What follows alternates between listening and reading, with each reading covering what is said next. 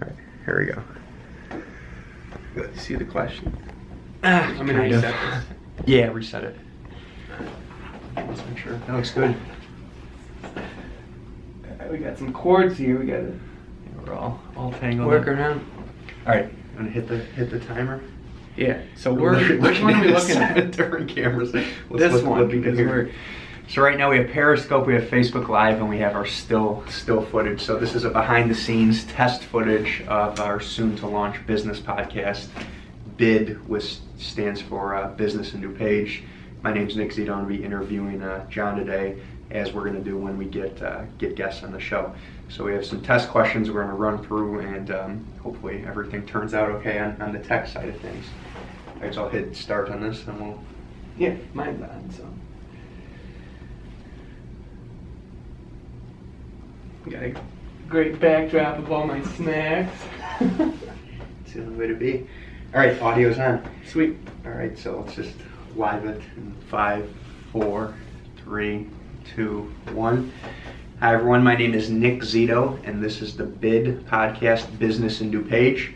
Today I'm going to be interviewing John Wands, and again, this is a test footage, but we're going to run through our questions, make sure all of our audio and back-end video works. So without further ado, we're going to get into the questions as we would do when we're hosting guests. So again, as mentioned, I'd like to welcome John Wands to the show. Thanks for being our first guest on the BID podcast. Thank you. Good to have you. So you want to start off by telling our audience where you're from? Yeah, absolutely. So my name's John Wands. I live in Naperville and actually help Rev 3 with their web and social media building. So Nick and I know each other very well. And right now, my kind of big project is I started my own digital branding company about a year ago, and working with 15 other small businesses throughout the Chicagoland suburbs on helping them brand, market, and ignite their target audience. And about how long ago did you start that? The official LLC was about a year ago. So it's coming up on a year anniversary. Congratulations. And how many total clients have you guys worked with, or are you working with? So right now we're working with 15, and that means I send out reports to them. So that's why I say 15. We've probably worked with around 20 businesses in the short year we've been LLC'd. And now, do you have a niche focus? Do you go broad market? Do you have a specific market within the county, or who are you actually targeting? Yeah, that's a great question. So for the most part, they're all family-owned businesses to start off. I've worked with home construction companies. I love working with them. I've also worked with realtors, jewelers, grocery stores.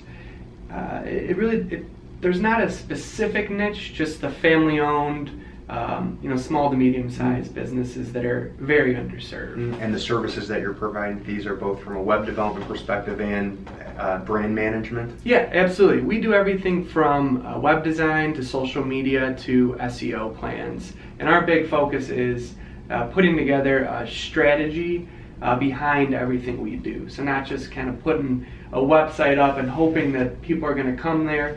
We have a strategy in place behind it. That's awesome. So obviously the title of our podcast is Business and New Page. We're focused on talking to people who own and operate businesses within the county. So I guess the obvious question, number one, why are you located here? And then number two, what have you found, if anything, unique about this area, working with other businesses within this area and the surrounding cities? Yeah, absolutely. I mean, that's a great question.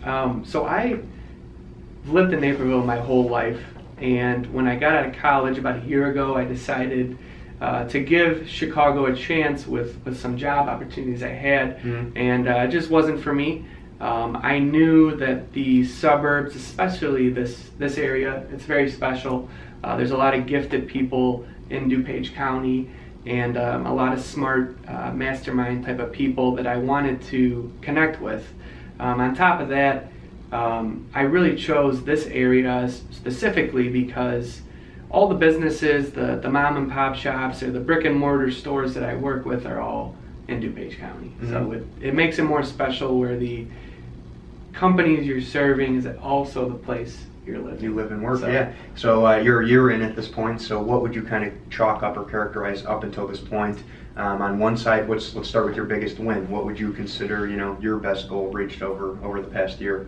Yeah, well, I would say the proof of concept. So being able to actually go out and sell a digital marketing package and idea, and then also bringing on team members and having kind of other like-minded individuals help me has been very helpful and rewarding as I continue to hopefully grow.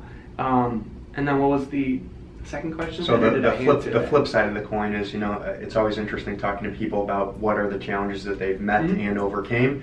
And then, as we all know, we wouldn't be here if we didn't know the challenges that come along with this. So what would you say is, what is something that you had to overcome? What's either an obstacle, a hardship? Again, you're only a year in, but what are some of the things that you've had to address from that perspective at this point? Where to begin? Yeah.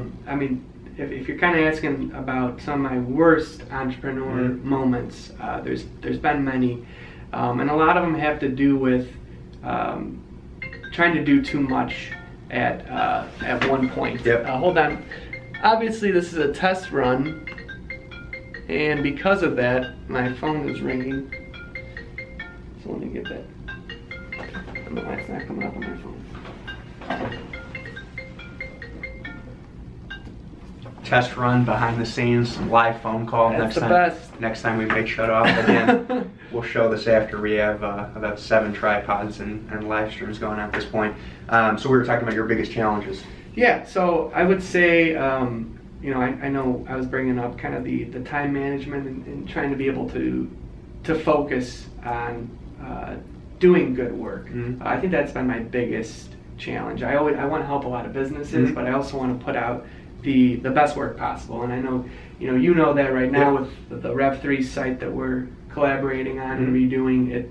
It's a process, and you want to do it the right way. Yeah. So I would say, some of the biggest challenges I've had is trying to do too much and have it, possibly carry over to the quality of work. So I want to make sure I put out quality work. Yeah, you kind of led into something that I'm always interested in, both for myself and when I'm talking to other entrepreneurs, is time management. I met with someone this morning. Again, these people are the CEOs. They're the chiefs of their business. They're also the janitors, the marketers, the kitchen people. They wear multiple hats. So how time management specifically for you and your business, especially for people who are involved in multiple endeavors, how do you split that up? How do you prioritize what you're focusing on kind of day to day? That's a great question. I think something I've learned, this is aside from like being an entrepreneur, but there's always going to be stuff kind of going on throughout your day. But the two things I've realized that I can control is how I start my day and how I end my day. And there's always, this, right. Running this facility, there's always things that are going to come up. So I think my big piece of advice is find something that works for you. So either try the very early mornings, whether that's waking up at 4 like I do. I wake up around 5:30 every day, and I go to the gym immediately because I believe in reinvesting in yourself, kind of getting your mindset ready for all the tasks you're going to have to do. But that's not for everyone. So I would say you have to test certain things, whether it is waking up very early or staying up very late. At the end of the day, it's all about getting the job done. So it doesn't matter how. So what are some of the things that you've tested that have worked out for you? You mentioned the early riser, getting stuff done and focusing on the early morning. Anything else that you're focused on or kind of tested out for yourself personally? Yeah. So, we're all organizationally driven, whether people think we are or aren't. Some people are better at it than others. And my big thing is when I wake up, I will, kind of read a little bit and then get my mind relaxed and write down everything I have to do. And I'll prioritize it into kind of 2-hour increments. I'm a big nap guy, a big 20-minute nap guy.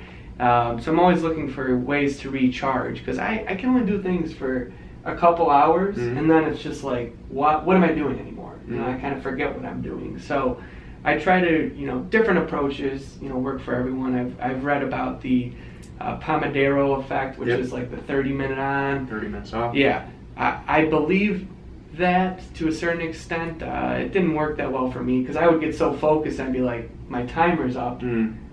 So I tried that, but again, you got to figure out things that work for you. If you know for 2 hours you can give it your all and focus on one task at a time, not multiple tasks, then you'll be fine. I agree. I mean, I would make the argument, I think you would agree, a 2-hour focused day is better all day long than an 8-hour, unfocused day when you're all over the place. Right. As you said, that produces better quality of work, which is what everyone's trying to get out of it. What tips would you have for young entrepreneurs? Obviously, being young yourself, a millennial, we hear a lot of people, whether it's peers or people from your school, who want to start a company, who are interested in business. Maybe they have a corporate job currently, maybe they're finishing up school, whatever it may be. How have you seen through that lens of being a young entrepreneur, and any tips that would apply certainly specifically to that age demographic? Yeah, absolutely. So I started my business when I was 22.